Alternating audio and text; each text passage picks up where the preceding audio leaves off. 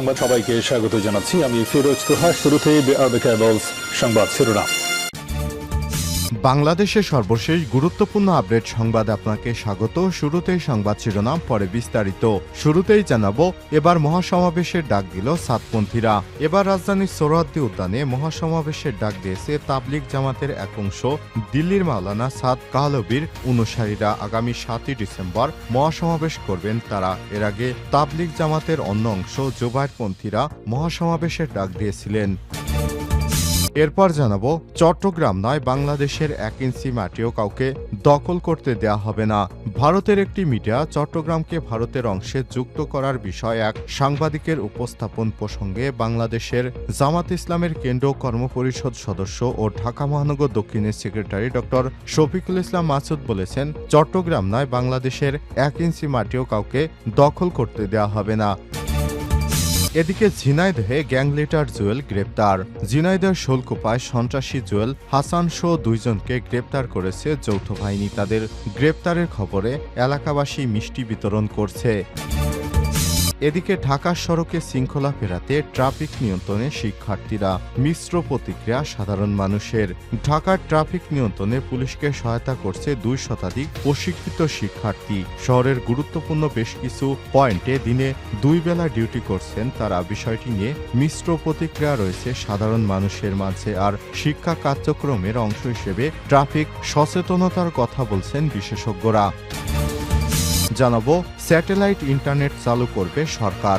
দেশে গণঅভ্যুত্থানে শহীদদের আত্মত্যাগের ফসল ঘরে তুলতে বর্তমান স্যাটেলাইট ইন্টারনেট চালুর লক্ষ্যে টেলিকম নিয়ন্ত্রণ খসড়া নির্দেশিকা চূড়ান্ত করতে জনগণের মতামত চেয়েছে অন্তর্বর্তীকালীন সরকার। এই প্রক্রিয়ার সঙ্গে সংশ্লিষ্ট কর্মকর্তারা বলছেন, স্যাটেলাইট ইন্টারনেট চালুর এই পদক্ষেপ ব্যাংক হোল্ডিং, দুর্যোগ ব্যবস্থাপনা এবং গ্রাহকের ডেটা ব্যবহারের পাশাপাশি ডিজিটাল বিভাজন দূর করে সেতু বন্ধনের নতুন দ্বার উন্মোচনে সহায়ক হবে। কেননা এর মাধ্যমে ইলন মাস্কের স্টারলিংক এবং বিশ্বের শীর্ষস্থানীয় অন্যান্য কোম্পানিগুলো বাংলাদেশের বাজারে প্রবেশের পথ প্রশস্ত করতে পারে। এবং সর্বশেষ জানাবো, 71-এর পর বাংলাদেশ পাকিস্তান সম্পর্কে নতুন মাত্রা নড়েচড়ে বসল ভারত। 71-এর স্বাধীনতা যুদ্ধের পর 5 দশকের ব্যবধানে এই প্রথম কোনো পাকিস্তানি জাহাজ সরাসরি বাংলাদেশের সমুদ্র বন্দরে ভিড়েছে। এতেই ভারতের মাথা ব্যথা শুরু হয়েছে। প্রিয় দর্শক, এতক্ষণ শুনছিলেন সংবাদ শিরোনাম, এবারে বিস্তারিত। তবে তার আগে বন্ধুরা, অনুরোধ থাকবে এই সংবাদটিতে একটি লাইক দিন। এই চ্যানেলে আপনি নতুন হয়ে থাকলে আমাদের সংবাদটি দেখতে দেখতে চ্যানেলটি সাবস্ক্রাইব করে রাখুন। কমেন্ট করে বন্ধুরা আপনার মূল্যবান মতামত জানিয়ে দিন আপনি বিশ্বের কোন দেশ থেকে আমাদের সংবাদটি দেখছেন। এবারে বিস্তারিত। এবার মহাসমাবেশের ডাক সাতপন্থীদের। এবার সোহরাওয়ার্দী উদ্যানে মহাসমাবেশের ডাক দিয়েছে তাবলিগ জামাতের এক অংশ। দিল্লির মাওলানা সাদ কাহলবির অনুসারীরা আগামী 7ই ডিসেম্বর মহাসমাবেশ করবেন তারা। এর আগে তাবলিগ জামাতের অন্য অংশ জোবায়েরপন্থীরা মহাসমাবেশের ডাক দিয়েছিল। শুক্রবার 15 নভেম্বর সাতপন্থী কাকরাইল মার্কাজ মসজিদের ইমাম মুফতি মোহাম্মদ আজিমউদ্দিন এসব তথ্য নিশ্চিত করেছেন। ওই দিন সকালে কাকরাইলের মার্কাজ মসজিদে প্রবেশ করে সেখানে অবস্থান নেন সাতপন্থীরা। এতে মাওলানা সাদ ও জোবায়েরপন্থীদের মধ্যে নতুন করে উত্তেজনা দেখা দেয়। এ কারণে আগে থেকে ওই এলাকায় নিরাপত্তা ব্যবস্থা জোরদার করেছে প্রশাসন। সাতপন্থীদের ব্যাপক সমাগমে কাকরাইল মসজিদের আশপাশে রাস্তায় যান চলাচল সকাল থেকেই বন্ধ হয়ে যায়। এছাড়াও নিরাপত্তার স্বার্থে রমনা এবং প্রধান উপদেষ্টার বাসভবনে যাওয়া আসার পথটি বন্ধ করে দেয়া হয়। বেশ কিছুদিন ধরে কাকরাইল মসজিদ ও টঙ্গীর ইজতেমা ময়দানে দখলকে কেন্দ্র করে তাবলিগ জামাতের 2 পক্ষের মধ্যে দ্বন্দ্ব তীব্র হচ্ছে। 2 পক্ষই পাল্টাপাল্টি বক্তব্য দিচ্ছে। জানা যায়, কাকরাইল মসজিদে নির্ধারিত অবস্থানের সময় শেষ হয়। মাওলানা জোবায়েরের অনুসারীরা সকালে মসজিদ থেকে সরে যান। শুক্রবার সকাল 8টার পরে প্রবেশ করেন সাতপন্থীরা। নিয়ম হলো 14 দিন থাকবেন সাতপন্থীরা, 28 দিন থাকবেন জোবায়েরপন্থীরা। রমনা জোনের ডিসি মোহাম্মদ মাসুদ আলম বলেন, এই 2 সপ্তাহ অবস্থান করবেন সাতপন্থীরা। যাতে করে আইনশৃঙ্খলা পরিস্থিতির কোনো অবনতি না ঘটে সেজন্য অতিরিক্ত পুলিশ মোতায়েন করা হয়েছে।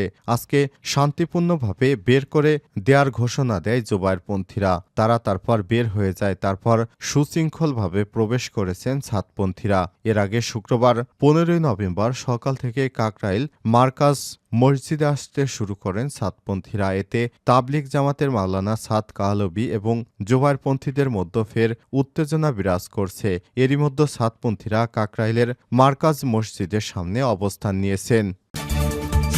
চট্টগ্রাম নয়, বাংলাদেশের 1 ইঞ্চি মাটিও কাউকে দখল করতে দেয়া হবে না। ভারতের একটি মিডিয়া চট্টগ্রামকে ভারতের অংশে যুক্ত করার বিষয়ে এক সাংবাদিকের উপস্থাপন প্রসঙ্গে বাংলাদেশ জামাত ইসলামের কেন্দ্রীয় কর্মপরিষদ সদস্য ঢাকা মহানগর দক্ষিণের সেক্রেটারি ডক্টর শফিকুল ইসলাম মাসুদ বলেছেন, চট্টগ্রাম নয়, বাংলাদেশের 1 ইঞ্চি মাটিও কাউকে দখল করতে দেয়া হবে না। শুক্রবার 15 নভেম্বর রাজধানীতে ডিপ্লোমা ইঞ্জিনিয়ারিং ইনস্টিটিউটে বরগুনা ফোরাম কর্তৃক আয়োজিত সুধী সমাবেশে প্রধান আলোচকের বক্তব্যে তিনি এসব কথা বলেন। শুক্রবার দলটির ঢাকা মহানগর দক্ষিণের সহদপ্তর সম্পাদক ও সমন্বয়ক আব্দুস সাত্তার সুমন স্বাক্ষরিত এক সংবাদ বিজ্ঞপ্তিতে এই বিষয়টি নিশ্চিত করা হয়েছে। বিজ্ঞপ্তিতে জানানো হয়েছে, ডক্টর মাসুদ বলেছেন, ভারত বাংলাদেশে যে আধিপত্য বিস্তার করেছে সেটি ছাত্র জনতার বিপ্লবের মাধ্যমে গত 5ই আগস্ট থেকে নিঃশেষ হয়ে গেছে। বাংলাদেশে আধিপত্য বিস্তারের আর কোনো সুযোগ ভারত পাবে না। 5ই আগস্ট এদেশের ছাত্র জনতা শুধু ফ্যাসিবাদ মুক্ত করেনি, আধিপত্য গোষ্ঠীকেও নির্মূল করেছে। এ সময় তিনি আরো বলেন, শহীদ মতিউর রহমান নিজামী বাংলাদেশের ভূখণ্ড নিয়ে কেউ যেন সিনিমিনি খেলার চেষ্টা করলে তার উপযুক্ত জবাব দেওয়ার ঘোষণার পরেই ভারতের ইন্ধনে আওয়ামী লীগ শহীদ মাওলানা নিজামী সহ জামাত ইসলামের নেতাদের আটক করে সাজানো মামলায় বিচারিক হত্যাকাণ্ড করেছে। কারণ জামাতের নেতারা বেঁচে থাকলে বাংলাদেশকে ভারতের অঙ্গরাজ্য করতে দেয়া হবে না। ঝিনাইদহে গ্যাং লিডার জুয়েল গ্রেপ্তার। ঝিনাইদহের শোলকোপায় সন্ত্রাসী জুয়েল হাসান সহ 2 জনকে গ্রেপ্তার করেছে যৌথ বাহিনী। তাদের গ্রেপ্তারের খবরে এলাকাবাসী মিষ্টি বিতরণ করেছে। জুয়েল সামাজিক দ্বন্দ্ব সংঘাত, হামলা, লুটপাট ও চাঁদাবাজদের গডফাদার হিসেবে পরিচিত কানাই বলাই গ্রুপের গ্যাং লিডার। বৃহস্পতিবার 14 নভেম্বর রাতভর অভিযান চালিয়ে উপজেলার ভুলুন্দিয়া গ্রাম থেকে আগ্নেয়াস্ত্র, মাদক ও বিপুল দেশীয় অস্ত্র সহ তাকে গ্রেপ্তার করা হয়। পুলিশ এবং স্থানীয় সূত্র থেকে জানা গেছে, 90 দশকের তৎকালীন সক্রিয় গণবাহিনী সন্ত্রাসী আলোচিত কানাইবলাই আপন 2 ভাই। তাদের বিরুদ্ধে হত্যা, অস্ত্র, চাঁদাবাজি, মাদক, হামলা মামলা ও ভাঙচুর, লুটপাটের অনেক মামলা রয়েছে। পারিবারিক সন্ত্রাসী কার্যক্রম, নষ্ট ঐতিহ্য ধরে রাখা সুদীর্ঘ বছর তারা বিভিন্ন অপকর্মে লিপ্ত হয়েছে। সন্ত্রাসী পরিবারটি সবাই নানা অপরাধমূলক কর্মকাণ্ডে জড়িত বলে জানা যায়। তাদের ছত্রছায়ায় কাজ করে অন্তত 15 জনের একটি সন্ত্রাসী গ্রুপ। ইউনিয়নবাসীদের গোপন অভিযোগের ভিত্তিতে কানাইয়ের ছেলে জুয়েল ও বলয়ের ছেলে রানাকে তাদের বাড়ি থেকে গ্রেপ্তার করে যৌথ বাহিনী। এ সময় তল্লাশি চালে একটি পিস্তল, 6 বোতল ফেন্সিডিল ও 25টি দেশীয় অস্ত্র জব্দ করা হয়। এদিকে রাতে তাদের গ্রেপ্তারের খবর ছড়িয়ে পড়লে সকালে কাতলাগাড়ি বাজারে বাড়তে থাকে সাধারণ মানুষের ভিড়। অস্ত্র, মাদক সহ জুয়েল ও রানার গ্রেপ্তারের খবরে মিষ্টি বিতরণ করেছে এলাকাবাসীরা। শোলকুপা থানার ওসি মাসুম খান জানান, যৌথ বাহিনীর অভিযোগে গ্রেপ্তারকৃত জুয়েল ও রানার বিরুদ্ধে অস্ত্র মাদক আইনে মামলা দায়ের করে আদালতে পাঠানো হয়েছে। তাদের বিরুদ্ধে একাধিক মামলাসহ বিভিন্ন অভিযোগ রয়েছে।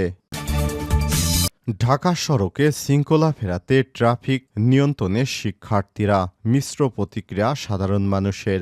ঢাকার ট্রাফিক নিয়ন্ত্রণে পুলিশকে সহায়তা করেছে 2 শতাধিক প্রশিক্ষিত শিক্ষার্থী। শহরের গুরুত্বপূর্ণ বেশ কিছু পয়েন্টে দিনে 2 বেলা ডিউটি করছেন তারা। বিষয়টি নিয়ে মিশ্র প্রতিক্রিয়া রয়েছে সাধারণ মানুষের মাঝে। আর শিক্ষা কার্যক্রমের অংশ হিসেবে ট্রাফিক সচেতনতার কথা বলছে বিশেষজ্ঞরা। রাজধানীর ব্যস্ততম মোড়ে ট্রাফিক নিয়ন্ত্রণ করছে নিউ মডেল ডিগ্রি কলেজের ছাত্র জিহাদ। শহরের রাস্তায় এমন গুরুদায়িত্বের অংশ হওয়াটা তার জন্য ভিন্ন এক অভিজ্ঞতা বটে। একই পয়েন্টে কাজ করছিলেন আরও 2 শিক্ষার্থী। শাহবাগ মোড়ে উল্টো পথের গাড়ি সোজা পথে ফেরত পাঠাচ্ছিলেন পলিটেকনিকের শিক্ষার্থী লিমা আক্তার সহ 4 জন। নিয়মিত ট্রাফিক পুলিশের পাশাপাশি সহায়ক হিসেবে বেশ তৎপর রয়েছেন তারা। এতে অনেক ক্ষেত্রেই ইতিবাচক ফল মিলছে। শিক্ষার্থী লিমা আক্তার জানান, প্রথম দিকে কথা না শুনলে এখন অনেকেই শুনছেন। গেল 4ই নভেম্বর থেকে দেশের ট্রাফিক নিয়ন্ত্রণে কাজ করছে শিক্ষার্থীরা। সকাল ৮টা থেকে বেলা ১২টা পর্যন্ত এবং বিকাল ৪টা থেকে রাত ৮টা পর্যন্ত ২ শিফটে সড়কে থাকছেন প্রায় ২ শতাধিক শিক্ষার্থী। আর এসব কাজে তাদের মৌলিক প্রশিক্ষণ দিয়েছে ট্রাফিক বিভাগ। এর ফলে লেখাপড়ার পাশাপাশি দৈনিক ৫০০ টাকা হিসেবে মাসিকভাবে আয় করতে পারছেন শিক্ষার্থীরা। ডিএমপির অতিরিক্ত পুলিশ কমিশনার খন্দকার নাজমুল হাসান বলেন, শারীরিকভাবে এরা ফিট কিনা সেটা আমরা দেখেছি। ট্রাফিক সম্পর্কে বেসিক কিছু ধারণা দিয়ে তাদেরকে মাঠে আনা হয়েছে। আগামী জুন পর্যন্ত শিক্ষার্থীদের সড়কে রাখার পক্ষে ডিএমপি আর এমন উদ্যোগ নিয়েছে মানুষের কাছে মিশ্র প্রতিক্রিয়া। অনেকেই মনে করেন একসাথে সবকিছু করা যায় না, তবে এই ব্যবস্থা চালু থাকলে ভবিষ্যতে ভালো ফলাফল আসবে। বুয়েটের গণপরিবহন বিশেষজ্ঞ ডক্টর হাদিউজ্জামান বলেন, শিক্ষা কার্যক্রমের অংশ হিসেবে ট্রাফিক সচেতনতার বিষয়টি রাখা হলে দীর্ঘমেয়াদে ফল পাওয়া যাবে, তবে পেশাদারি হিসেবে এর দায়িত্ব ট্রাফিক পুলিশের হাতে থাকতে হবে।